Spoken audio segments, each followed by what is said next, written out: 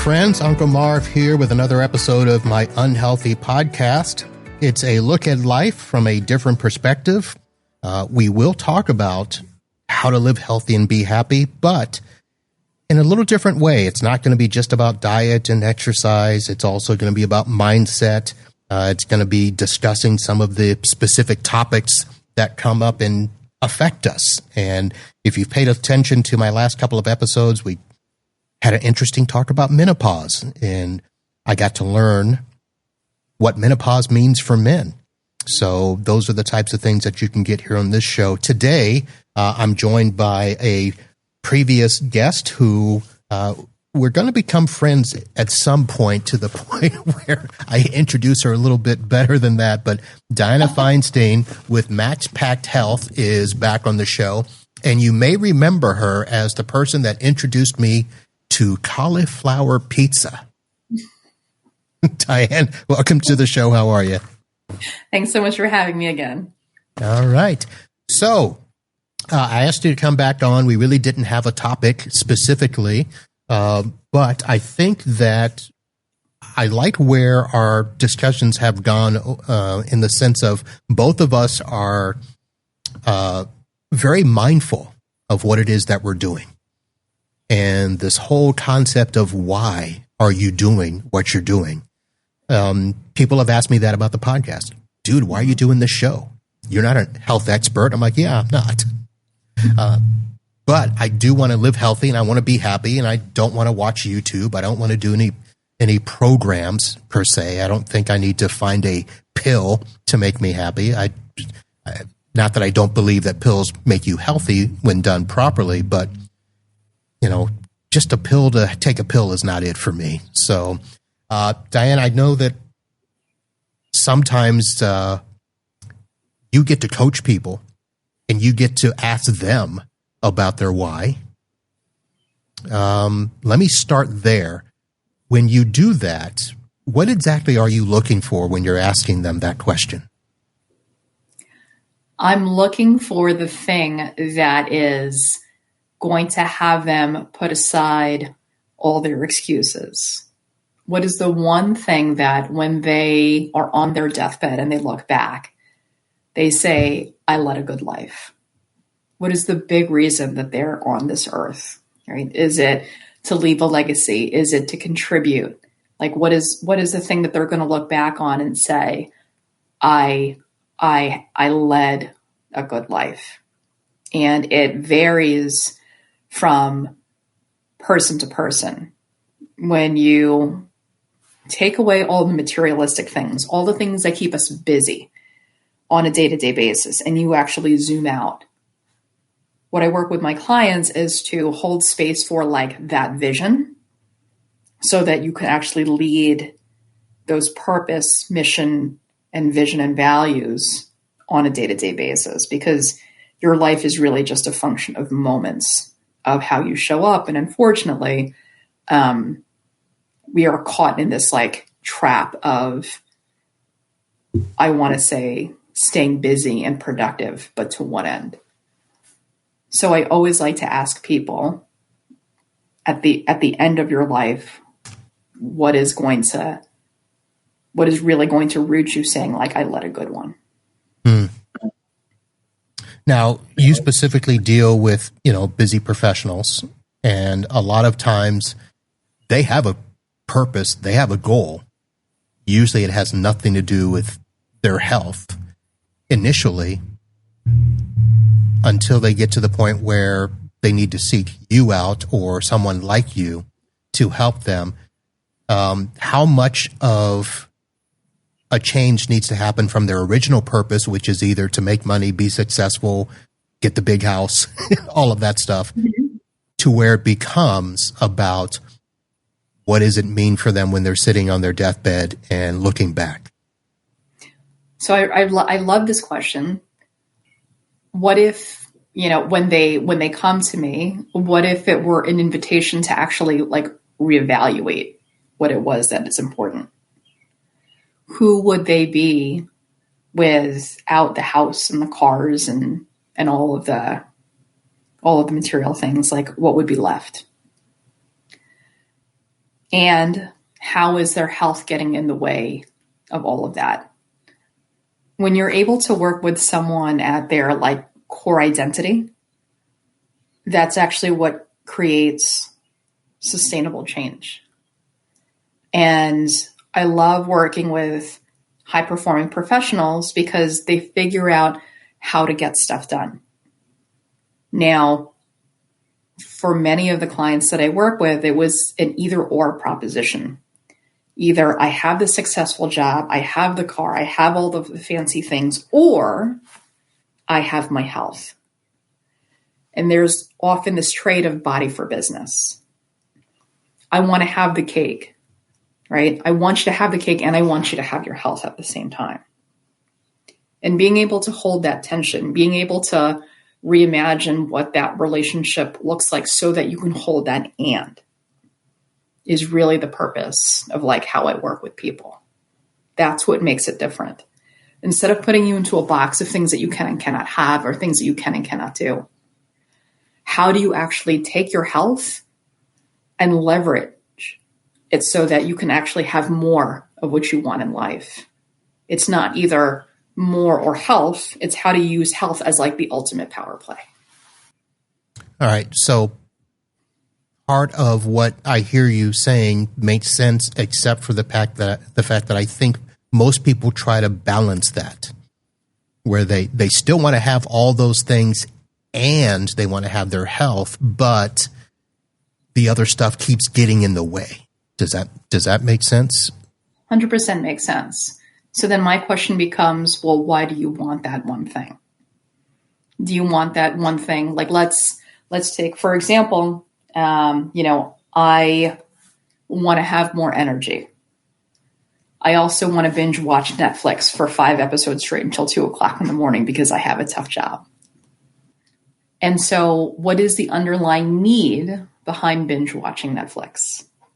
What is the underlying need of clearing out your pantry at the end of the night? What is the underlying need of only doing takeout and junk food? What is the need? Now, what if you actually had those needs met in a way that produced vitality? What if you could reimagine the formula to meet that need instead of using all of those maladaptive coping mechanisms to numb out? Because when you get to the root cause of the problem, right, first principle thinking, that's actually like that's where your health unlocks. And you can use that as the most underutilized asset in your life. Okay. I want to transition that to something you and I have talked about off air, not on air. So I need to kind of give people a little background. We talked about the concept of me doing this show, and the mantra that I always put in there is to live healthy and be happy. And the whole idea of having that described as a Venn diagram, everybody always talks about, well, it needs to be, I need work-life balance. I need personal relationships. I need, still need my work. I want to have leisure time, and all of that. And you presented me with the thought of, instead of having all those different circles, what if it was just 2 circles? Healthy and happy. To me, that means that all those other circles have to be within those 2 somehow, right? That's right. And I try to think about, if I had to redesign my Venn diagram of life, that's going to be a little difficult right now in terms of my thought pattern, because I have to rethink everything. Right. Even though I've talked about living healthy and being happy, it's always a sense of, okay, how do we do that? Sorry, I'm thinking in my head right now because I'm trying to decide if I have a question to ask you or if I'm waiting for you to ask me one. What are the qualities of things that make you happy? The qualities. The qualities? Yeah. Of like individual things? So like what? Quality of work? Anything so I'll give you an example. When I am with my 9-year-old son in a specific experience, it makes me happy. When I have ease, that makes me happy. When I have a feeling of when I am cooking and I smell the aroma of the Philippines, that makes me happy. So what are the qualities of the domains in your life? Talk to me about the qualities of how that would make something that would make you happy. Okay. That is not the question I had in mind. Not one I was ready to answer, but I will. I will answer as honestly as I can, because if I had to answer right now, I don't know if I could say specifically this or that makes me happy. But I will describe this. I knew that there was a point in life where things were going to change, and when I started this podcast, I talked about it. I've explained it to you. And basketball was one of those things that made me happy. And played basketball growing up, and throughout school, played after school. I was never good enough to be professional or anything like that, but good enough that I could play in leagues, and I could play with guys that were in college, semi-pro, and hold my own. And I played up until age 48. I was still good enough to be out there with the young kids, guarding kids half my age. And I still enjoyed hitting the game-winning shot. And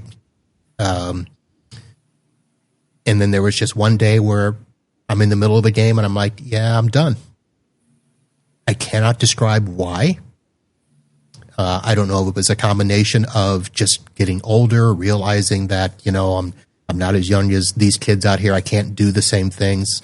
I don't know if there was a trigger to do other things in my life, because I did shift my focus into, doing the podcast, which I was doing my business podcast at the time. And I, took the time I was playing basketball and put that into that. I cannot say that the podcast gave me that same happiness feeling. So I'm going to reflect back what I'm hearing. Okay. Teamwork and relationships are part of your formula for what brings you joy. How does that land? We might have to dive into that deeper, because I don't see that. Only because in every other area of life, I don't have that dynamic that was in basketball. So even though I work in IT and I do work with other people and stuff, there's no real team around me. Does that make sense? The podcast, there's no real team except for my guests and my listeners. It's the relationship, though, that you have with people. Okay. And the connection. All right. Right. So do you value relationship and connection? Sometimes. What if you had more of that in your day-to-day life? Would that bring you joy? To a certain degree. Only because there are times where I'm like, all right, I need to have some me time. At the end of the day. Yeah. Right. At the end of the day, I don't want to come home and have, group of people coming over, hanging out, having dinner. I'm like, my day's done. I need some time to unwind. Right. So it's the type of connection that brings you joy. Okay.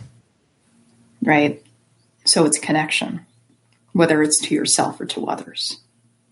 Very specific type of connection to yourself and others that helps you re-anchor and ground. Interesting. I'll have to think about that more. Right. So it's the quality as well. It's not just the what, but it's the quality that motivates you. Right. So when you think about your health, what if you were to slow down and look at how you take care of yourself, whether it's through your diet or your exercise? What if it were a communion of that connection that brings you joy? All right. So I'll give you an example. I'm a first-generation Filipino American. And my grandmother was the one that raised me for the first 10 years of my life.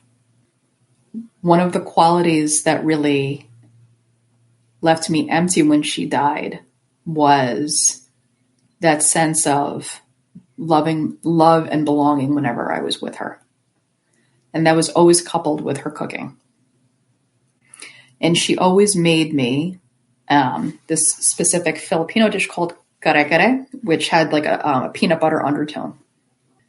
And so whenever I make meals, I always use some kind of like peanut butter dressing because that elicits in me a sense of reconnection back to my grandmother, where I felt safe, seen, loved, and belonged. And so the peanut butter gives me that sense of connection to her. So how do you craft your life practices that give you the same feeling of like, really great moments in your life? How do you more proactively craft that in? Because if you aren't deliberate about that, you're going to spend a lot of your life in this busyness. It really comes down to the experience. How do you proactively craft that experience? It doesn't have to be about basketball, but how do you want to move your body in a way that feels good? And I've had to reimagine that, quite frankly, for myself.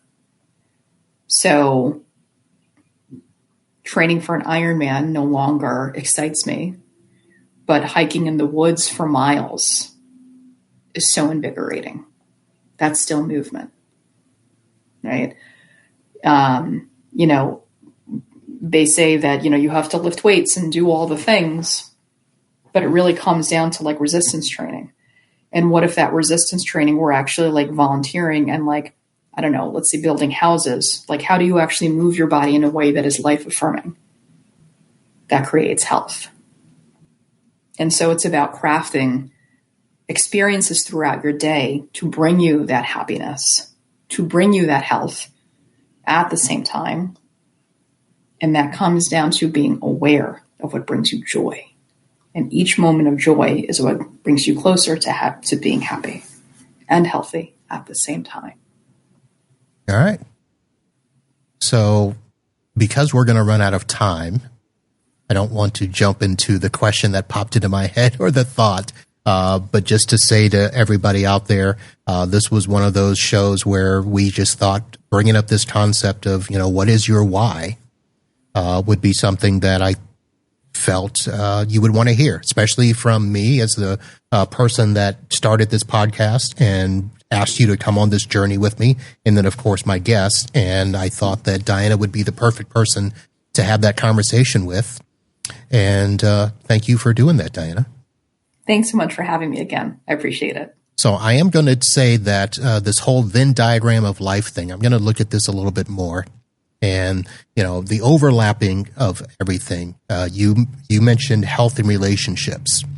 Mm-hmm. And sounds to me like I need to look at the energy and emotional capacity to nurture connections.